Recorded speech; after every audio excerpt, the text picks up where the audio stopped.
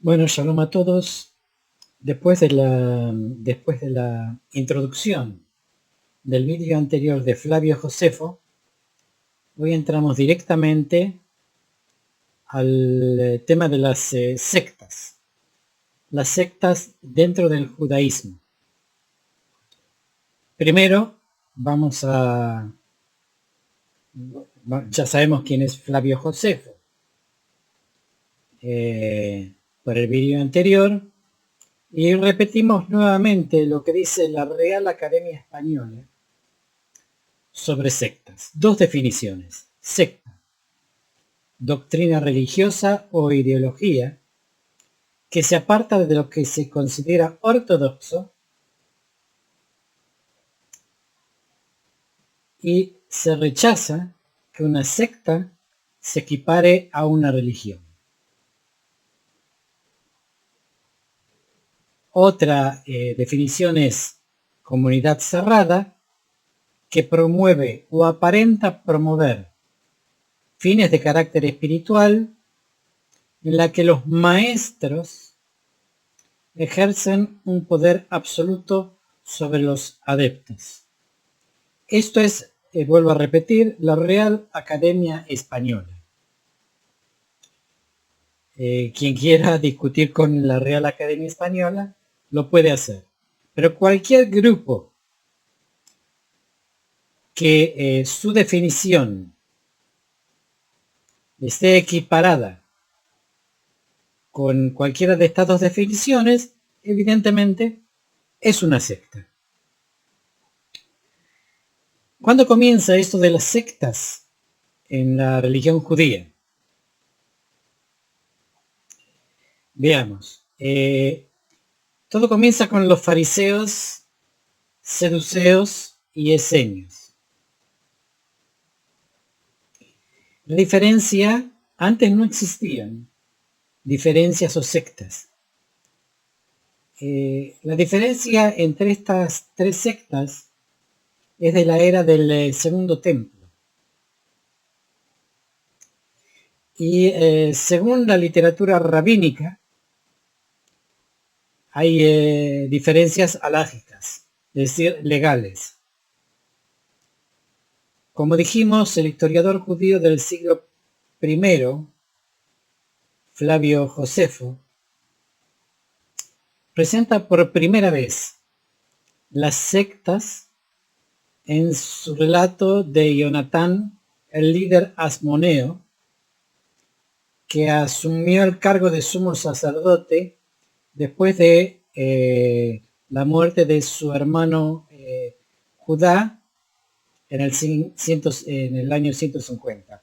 Quiero aclarar, cuando se habla de los asmoneos que asumen como sacerdotes, los asmoneos fueron Kohanim.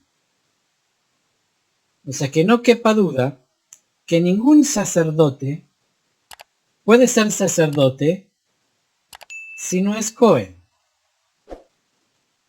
Bueno, Josefo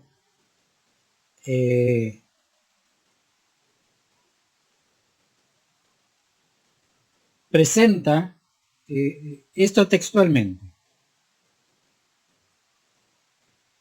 Ahora bien, en este tiempo había tres escuelas de pensamiento entre los judíos, que tenían diferentes opiniones acerca de los asuntos humanos, siendo la primera escuela la de los fariseos, la segunda la de los seduceos, y la tercera la de los esenios.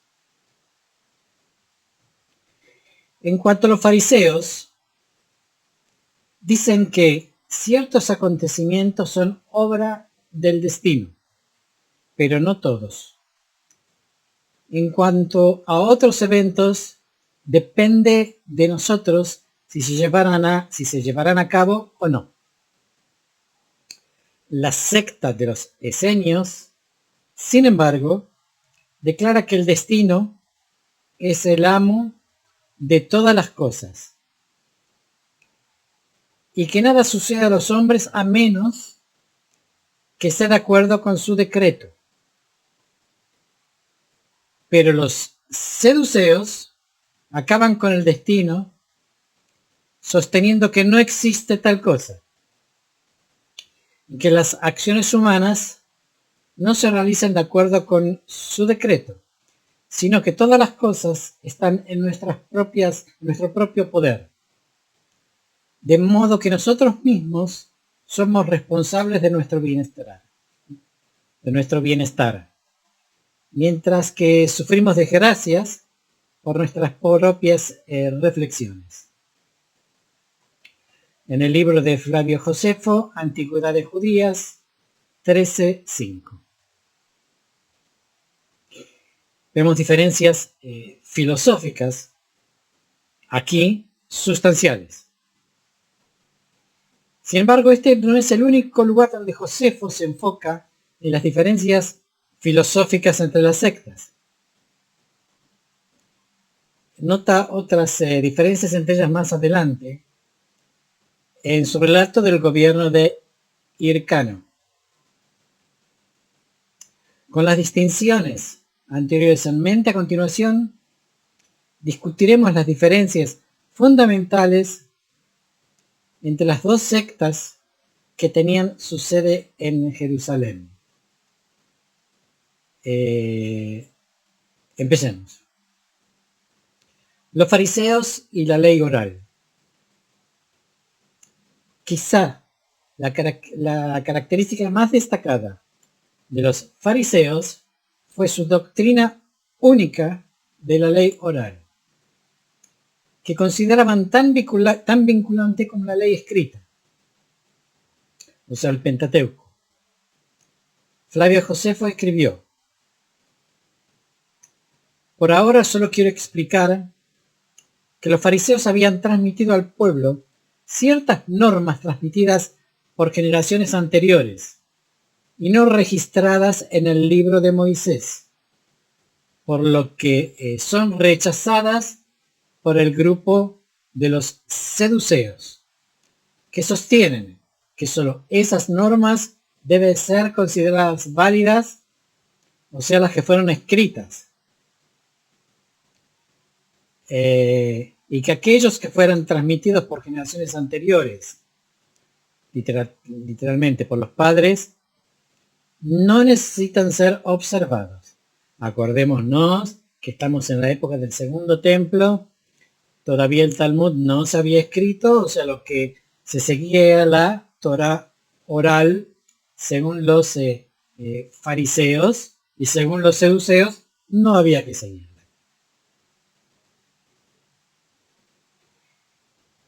La interpretación farisaica de la Torah, que constituía ipso facto su tradición oral, poseía un grado de autoridad y legitimidad para quienes aceptaban esta pretensión.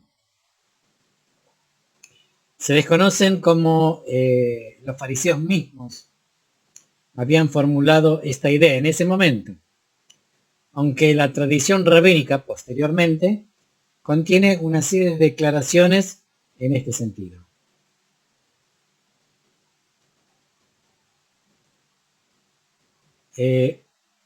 Además, cómo los fariseos definieron la relación entre las leyes escritas y orales está más allá del alcance de las fuentes disponibles, o sea que no sabemos. Por más que más adelante la Mishnah diferencia claramente entre varias categorías de leyes a este respecto. Por ejemplo, la Salahot, de los casos civiles, el servicio del templo, la determinación de lo que es limpio e impuro, las relaciones prohibidas, tienen muchas fuentes bíblicas para apoyarlas. Sin embargo, esto está en Hagigah, o sea, en Mishnah, Hagigah 1.8. Sin embargo, hay otras reglas que no tienen tanto apoyo del Pentateuco. Veamos ahora los saduceos y las reglas no bíblicas. Se cree, o se supone comúnmente, que los saduceos creían únicamente en la Torá, o el Pentateuco, como palabra de Dios y rechazaban cualquier tradición oral, particularmente la de los fariseos. Esta suposición no es del todo errónea, pero requiere algún ajuste. Los saduceos no aceptan la ley oral de los fariseos, pero esto no significa que no tuvieran sus propias reglas no bíblicas.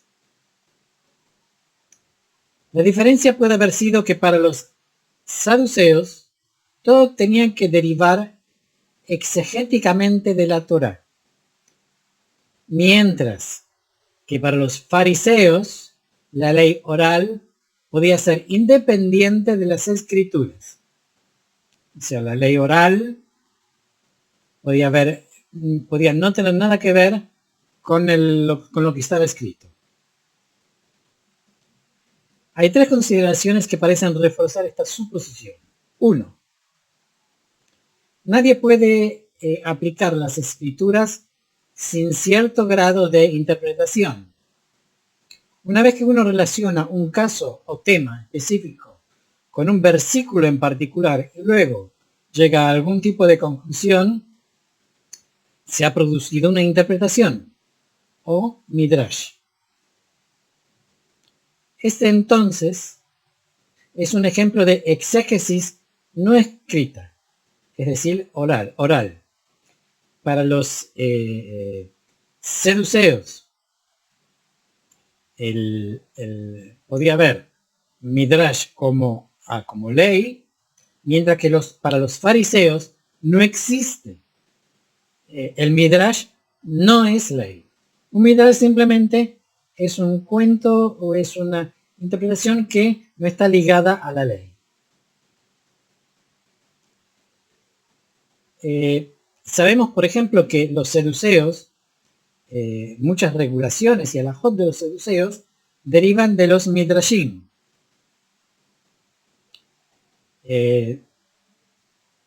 Por ejemplo, veamos un caso claro, donde hay una diferencia entre seduceos y fariseos. En el caso de que estamos hablando de la época del Segundo Templo, en el sacrificio diario, que tiene que ver también con el estatus socioeconómico de cada secta. Los saduceos afirmaban que el sacrificio diario debería ser pagado por donantes individuales. Los fariseos, en cambio, decían que debían provenir de las arcas del templo, a la que todos los judíos contribuyeron. Cada uno citaba un versículo en apoyo a su posición. Acordarse que estamos hablando del año 70 a.C. Leemos en un libro de decretos que perteneció a los seduceos y enumeró sus decisiones halágicas. Por lo tanto, ellos también poseían claramente tales decisiones por encima de lo que existía en la Torá. Una segunda diferencia fundamental relacionada entre los saduceos y los fariseos era que estos últimos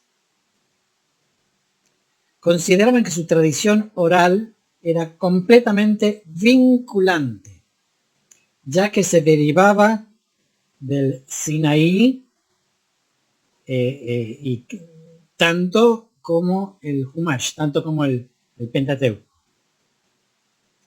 Los saduceos, sin embargo, consideraban que solo la Torá tenía autoridad y que sus tradiciones derivadas exegéticamente eran decisiones que no tenían valor de autoridad más allá de su intención y contextos originales.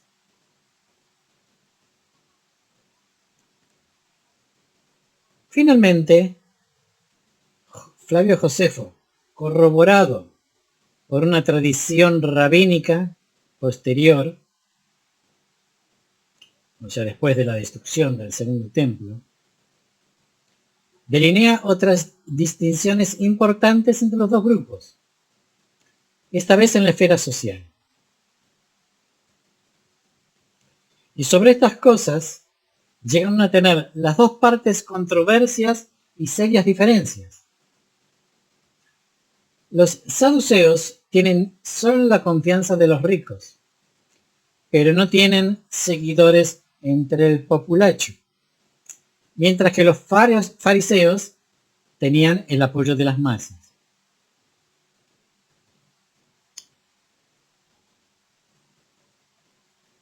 A primera vista, los fariseos, al menos en el siglo I de la era común,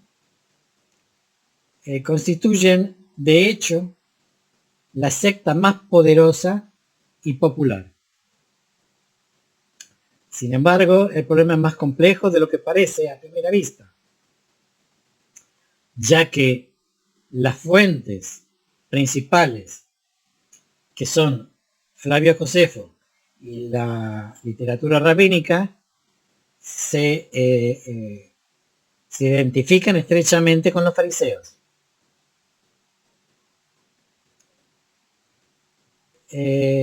Finalmente, la intensa investigación centrada en los rollos de Qumran, o Mar Muerto, decenas de miles de fragmentos de rollos, incluidas las copias más antiguas conocidas de la Biblia y manuscritos que detallan los acontecimientos de la época, descubiertos en las cuevas de Qumran en 1947, cerca del Mar Muerto, y la literatura relacionada de finales del siglo XX ha abierto nuevos horizontes con respecto a la variedad y riqueza en la vida religiosa del Segundo Templo. Veamos qué pasa con los esenios, la tercera secta señalada por Josefo. Los esenios también se encontraban en Jerusalén, aunque su sede parece haber estado en Qumran. Sabemos por el filósofo Filón y Flavio Josefo que había comunidades de esenios por todo Judea. En cuanto a Jerusalén, Josefo menciona específicamente a un tal Yehuda el Esenio, que instruyó a sus compañeros y discípulos en el área del templo durante el reinado de Aristóbulo I.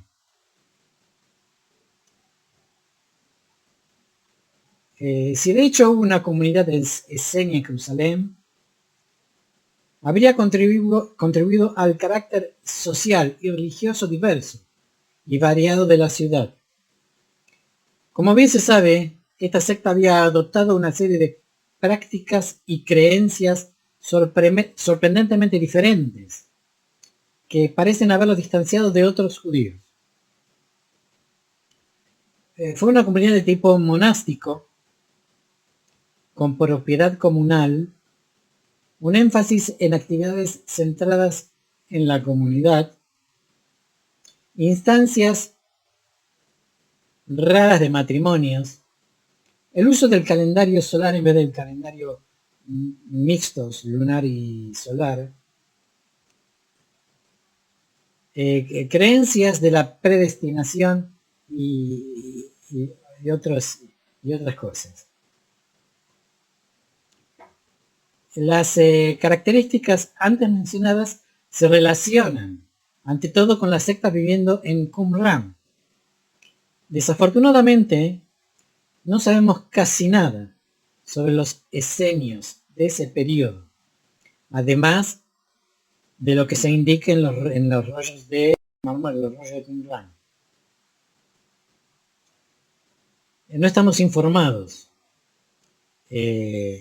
en cuanto a la medida, en todo caso, de la ideología político-religiosa. Según los rollos del Mar Muerto, los miembros de la secta se retiraron a Qumran de Jerusalén en protesta por la corrupción de las autoridades de Jerusalén. Es decir, los Kohanim, y según ellos su halajot equivocada. ¿Cómo vemos las sectas hoy en día?